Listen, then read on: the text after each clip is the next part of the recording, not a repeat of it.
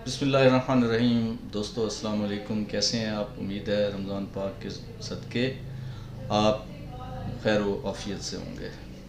आज का टॉपिक बड़ा अहम है और हालात हाज़रा पे जो इस वक्त मुख्तलिफ़ मामलात हैं जिनमें बिज़नेस है, हेल्थ है और इसी तरीके से एजुकेशन है। तो आज हमने बात करनी है एजुकेशन के ऊपर। एजुकेशन के हवाले से मैं आपको बताता चलूँ कि ये वो लॉन्ग टर्म बिज़नेस होता है एजुकेशन का, जिस पे कौमों को बहुत बड़ी इन्वेस्टमेंट करनी पड़ती है और लॉन्ग टाइम के लिए इन्वेस्टमेंट करनी पड़ती है। ये वो कारोबार है जिसको आप सडन, जिसका रिस्पांस नहीं मिला करता। और सबसे अलमिया जो हमारे पाकिस्तान का है, इसमें किसी हुक्मरान ने भी लॉन्ग टर्म प्रोजेक्ट के बारे में सोचा नहीं है, इसके बारे में सोचा नहीं है। क्यों नहीं सोचा? उसकी वजूहत ये हैं कि हर आने वाली हुकूमत अपना वो आखिरी टेन्योर समझकर उसके साथ डील कर रही होती है।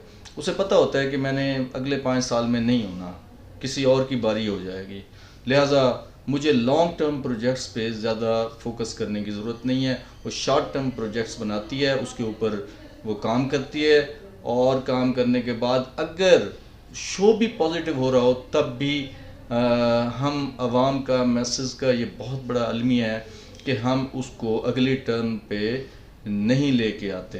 ये बात मैं मतलब इसमें कहने में मुझे कोई आर नहीं है कि हम अब आज भी, आज के इस दौर में भी, 21वीं सदी में भी पर्सनालिटीज़ को वोट दिया करते हैं। हमें वोट का पता ही नहीं है, हमने वोट किसको देना है, वोट किसका हक है, किसने, हम वोट को एज ए कैंडिडेट के हक पे हम वोट देते हैं। ये नहीं देते कि ये कैंडिडेट या ये जो है पॉलिटिकल पार्टी, इसके पास एजेंडा क्या है।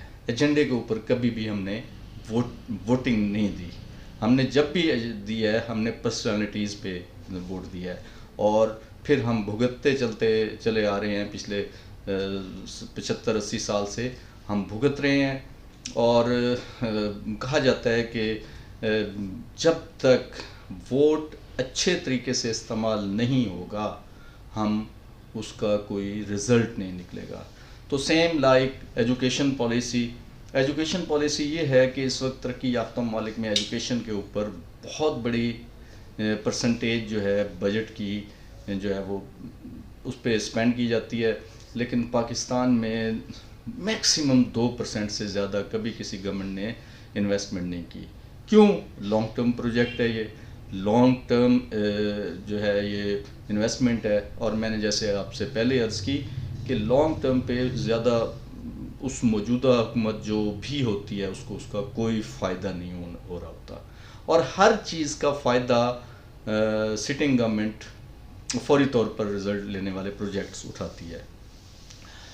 इस वक्त जो है इस जो कंडीशन चल रही है, पेंडेमिक जो कंडीशन चल रही है, उसके अंदर आप देखें तो सबसे ज़्यादा जो मुतासिर हो रहा है वो एजुकेशन सेक्टर हो रहा है, चाहे वो पब्लिक स्कूल्स हैं चाहे प्राइवेट सेक्टर है।